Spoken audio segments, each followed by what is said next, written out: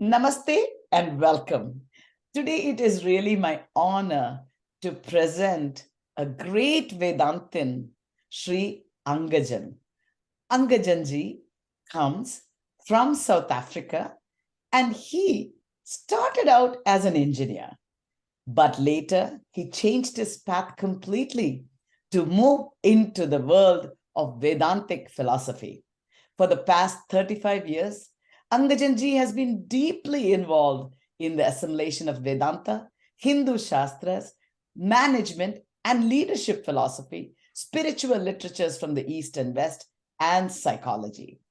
He has combined all of this to create a beautiful, wonderful, action-oriented workshop training session that allows for people to have a better life management, be that with their own lives or in their careers.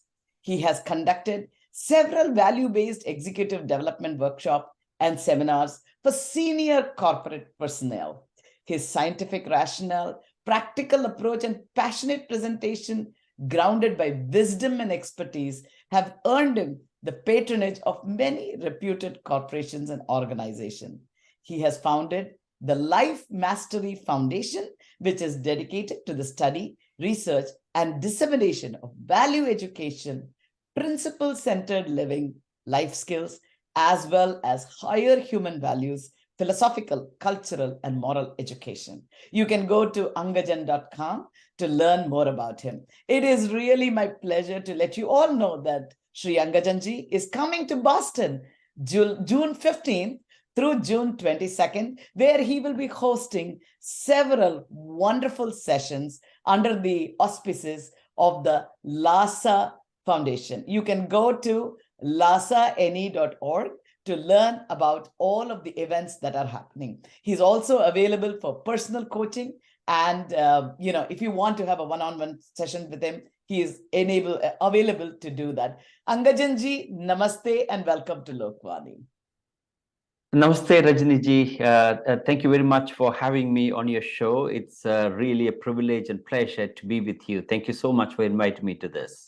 Thank you, Angajanji. You are truly an amazing individual, I would say, for you have taken Vedanta and not just in my mind, sometimes people think of Vedantins as sitting in the Himalayas and just meditating, but you have really taken that Vedanta philosophy and helped transform the lives of ordinary human beings. And I know that you are coming to Boston to give some wonderful talks. So maybe I will start out by asking you, what should people expect in the talks that you are giving June 15th through the 22nd? Yes, thanks for asking to explain those workshops and seminars. The LASA Foundation, that is Love Also Our Foundation, has organized a series of workshops and lectures and seminars, both for youth, adults, and for people from all walks of life. Primarily teaching to learn the art and technique of living, to master life, all right? A lot of people fail to understand that we need to learn the art and technique of living before we start our life. A lot of people tend to think that the study of Vedanta comes much later in their life, but that is not so. The study of the Vedanta is essentially the Bhagavad Gita, Upanishads.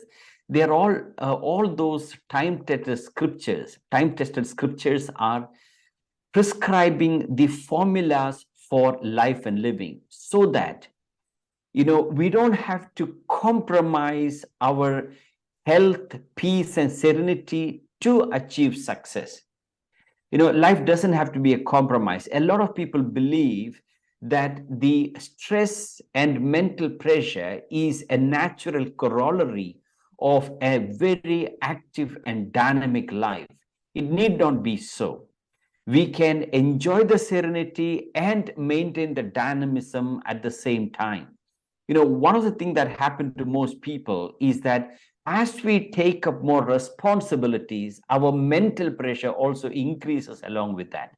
Yeah. So one of the very important aspect that the workshop will be addressing is to how to maintain the equanimity and serenity in a crisis.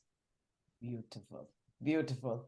That is so interesting that you mentioned that, because you talk to anybody in the corporate world, they'll say, oh my God, I'm so stressed because I'm going up in my career. And you are saying actually that's a wrong approach. You're saying that it is possible to live a very calm, very stress-free life, at the same time accomplish things. I wanted to ask you that, so you have given these kind of seminars to Fortune 500 companies where stress is considered like people wear it with a badge of honor.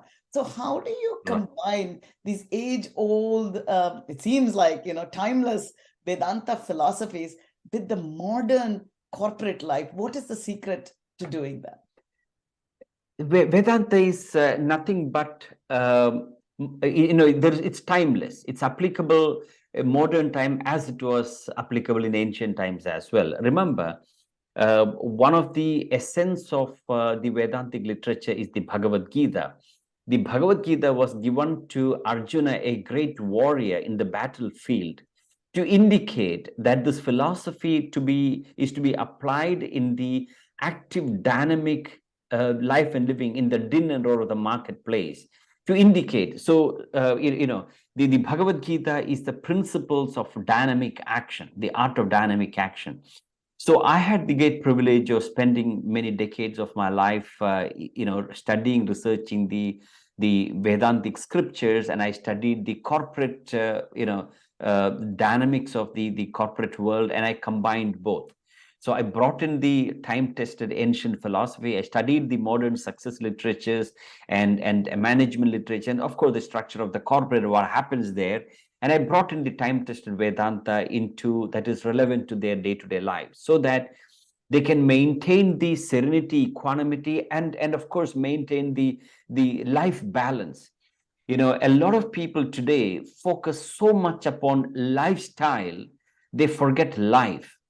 Lifestyle is all about material aspect, your money, wealth, prestige, power, position, corporate career. Life is all about peace of mind, equanimity, serenity, health, a better relationship with your family, spouse, children, all of those. So you don't have to compromise life for lifestyle. So the corporate world today is focusing so much upon lifestyle, they ignore life. So this is where Vedanta comes in.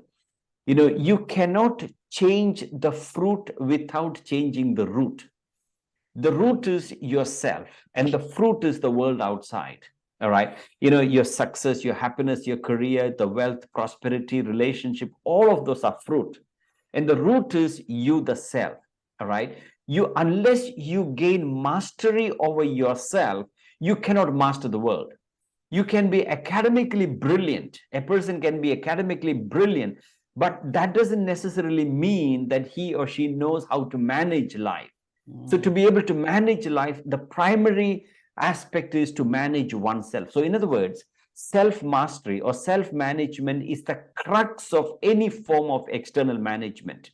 All right. So during these training sessions and discourses and workshops, we'll be addressing those aspects.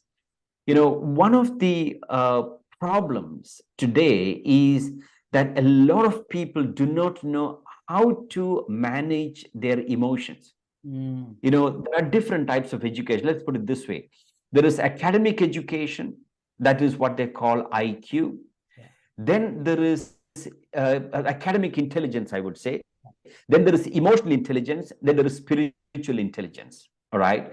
The academic education focus so much upon how to make a living. All right. Then there is the emotional intelligence, and then there is also spiritual intelligence. Right. So during these training programs, we will be focusing more upon the spiritual intelligence, not so much the academic intelligence. That's everybody tend to focus upon it. All right. So the spiritual intelligence talk about your value system, your conscience, your spirituality, your charity, your humanity, all of those aspects. Unless we develop those aspects, the academic intelligence alone cannot bring about the life balance that we are looking for. Beautiful. I love it. So you're saying that your discourses are aimed at strengthening the roots so that when you have the fruits, you can actually enjoy them rather than it The becomes a roots. prison to you. So that is a very Absolutely. good point. I think life and lifestyle should not be in conflict. I think that's a very unfortunately, that's, as you're saying, that's happening more and more, especially in the modern times. And Absolutely. I'm very happy to hear that people who attend these workshops may be able to get those gems of wisdom that will allow them to be building their foundation strongly. So I want to ask you, some of the people that who are coming to attend this may not have any grounding in Vedanta, or may have never heard it. And I think when you offer it to corporations, Fortune 500 companies, they probably have no real idea about all of these things. Does that matter? And how do when people come to hear, what expectations do you have from them? No expectations at all. So long as they're coming there breathing, then it's relevant to them, because so long as you're living, every single one of us need to understand these principles, because unless we understand this, remember, today the emotionally induced diseases or the psychosomatic diseases are spreading as a pandemic. A lot of people don't realize that. So one of the very important aspect that I'll be focusing during my workshops and seminars while I'm in the US is how to manage our emotions so that we don't suffer from our lifestyle diseases. It's if a person is free from any form of lifestyle disease, like it could be BP or sugar or indigestion, constipation, stomachache, arthritis, back pain, knee pain, migraine, all kinds of complication. Yeah. Now, very often when you go to a doctor for these kind of diseases, they don't really have a sustainable cure for it, with due respect to the medical science, right? Right. Now, I've come across many a situation where people go to, so many of my followers, they go to a doctor and the doctor put them through all sorts of tests and they say there is nothing wrong with you physically. All right. All the tests comes negative, nothing positive about it. And then when they turn to Vedanta, when they change their thinking, when they change their thinking from ignoble to noble, negative to positive, something more constructive, something when they begin to lead a purpose-driven life, and you find they develop, they learn that they have a meaning and purpose in life, and they begin to experience a deep sense of fulfillment. And then after about 6 months or 1 year, what they thought is a medical problem is not really a medical problem. It was emotionally induced. Since they did not have the equanimity and serenity, since they did not have the mental balance, that was affecting the body. Sure. Remember, we human beings are basically psychosomatic in nature. What that means is that 37 trillion cells in our body, every single cell out of the 37 trillion cells in an average human being is influenced by the kind of thoughts that we entertain. So when a person is going through fear or anger or jealousy or depression or hatred or any kind of stressful emotion, it will adversely affect their health. Right. So therefore we say you cannot change the fruit without changing the root. The root is our thoughts, and the fruit is our health, our happiness, our prosperity, productivity, a better relationship. All of those are fruit. So we are trying to help the people to bring about a change of thinking, or what I would call the paradigm shift. As we often say, there's only one problem in the world, that is the problem with the thinking.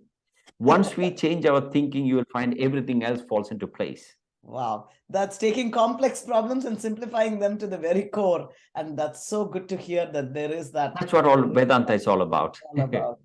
I was going to ask, that this is so fantastic, by the way, and I really can see that 10 days is going to be very, very impactful on people.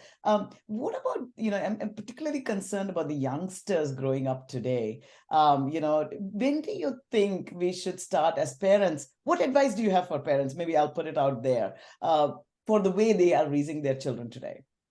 Right.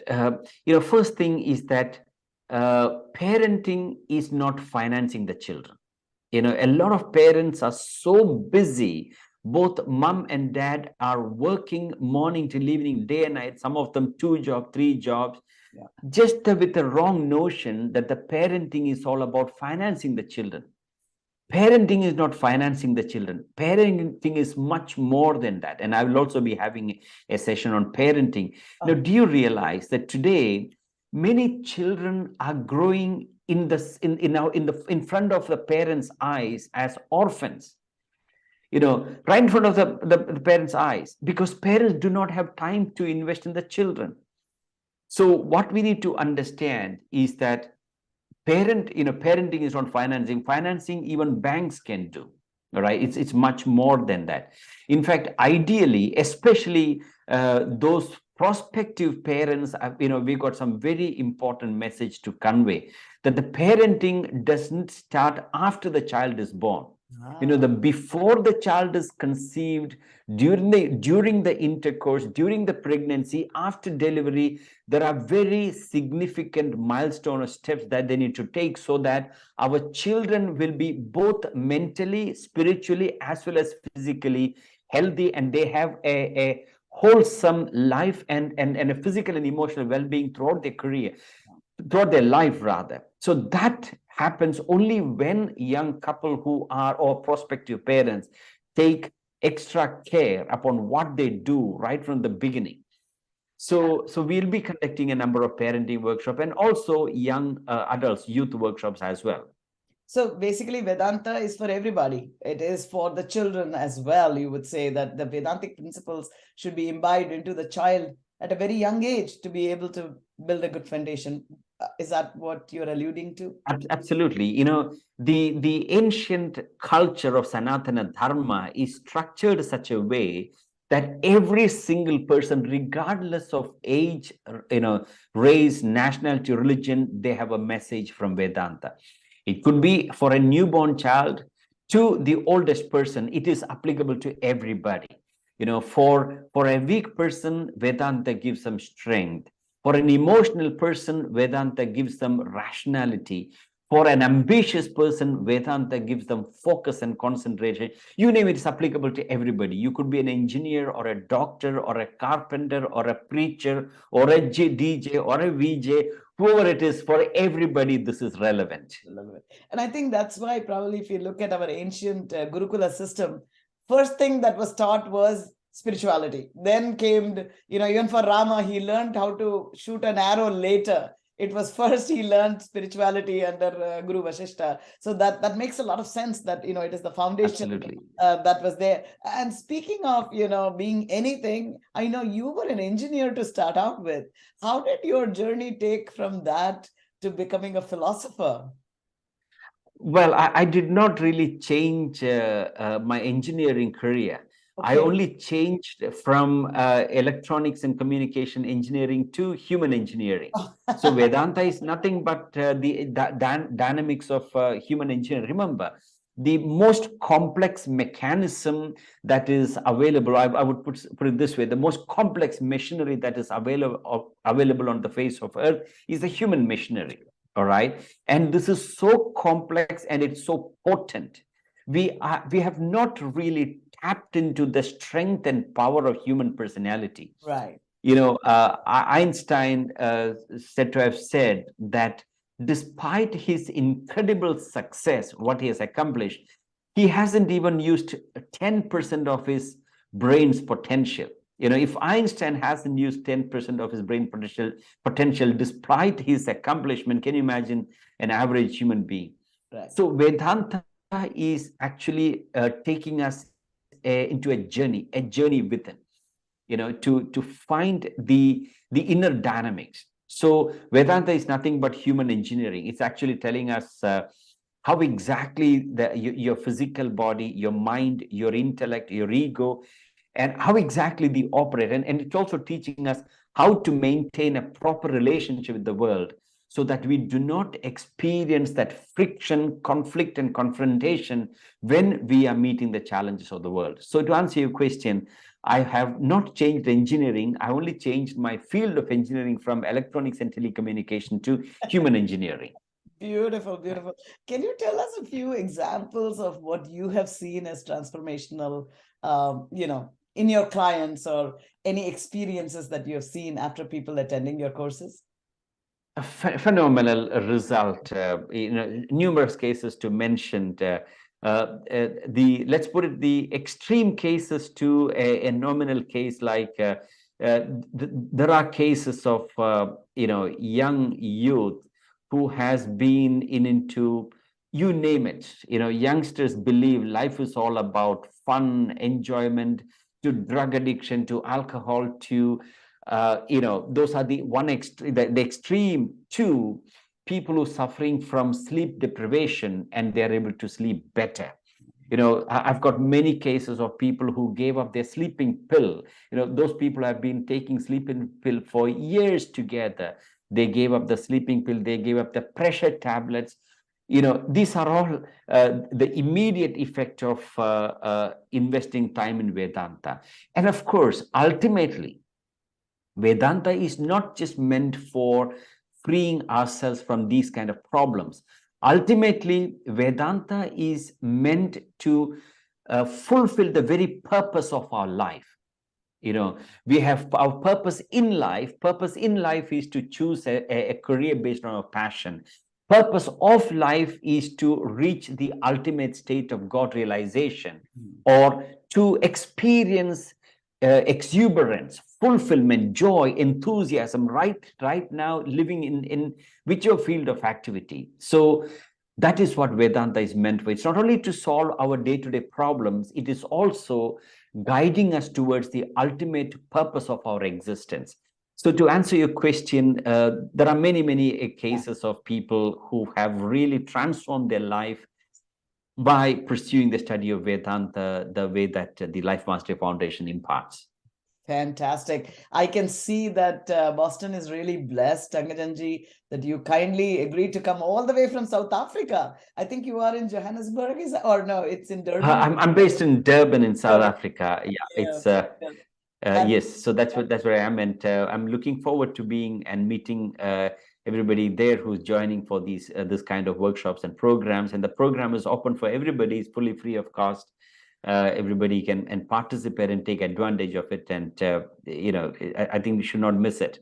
yes, I can absolutely see the value of this, and I look forward to seeing it. And maybe I'll just ask you one more question. You were born and raised in South Africa, perhaps with not with as much connection to India as you were growing up. And yet, how did you get into this Vedanta, and how did you keep connected? Because we have a lot of youngsters here in America who are not, again, kind of disconnected from India. So what, we'd love to know your journey in that way. Yes, I was born in India. I was Oh, born okay. in Kerala, and I did my Oh, schooling in India, and of course my graduation. Halfway through my graduation, I quit study of engineering to join an ashram to study Vedanta. So I've been in this study and research and assimilation of Vedanta for last 35 years in this field, oh, and traveling and imparting this wisdom to people from all walks of life, from the religious people to business people to youth to married couples to parent. I mean, we have varieties of workshops and training programs that we offer. wow. So I was not born in South Africa. I was born in India, and the point is that I was fortunate to have invested this time while I was in India. Yeah, that's great. And you live in South Africa right now. That's what I heard. So Absolutely. I love that Yes, country. It's such a beautiful country. So I had the honor it of is. visiting it once, and just the most beautiful people. I loved the people. I loved the place. It's So indeed. I'm sure you're enjoying that as well. So It Angajanji, is. There are many people that you know who are in the US as well from South Africa. yes, yes, some of the nicest people there. So wonderful. Indeed. Well, I'm so glad that you are making this long trip to Boston, and we look forward to seeing you in person, not in the video form. And really, I suspect many people are going to have a life transforming experience after they attend your discourses. So thank you so much for your time. Namaste. Ranjani, thank you very much, and it's my privilege. I'm looking forward to meeting you in Boston. Fantastic. Mangalam Shubham.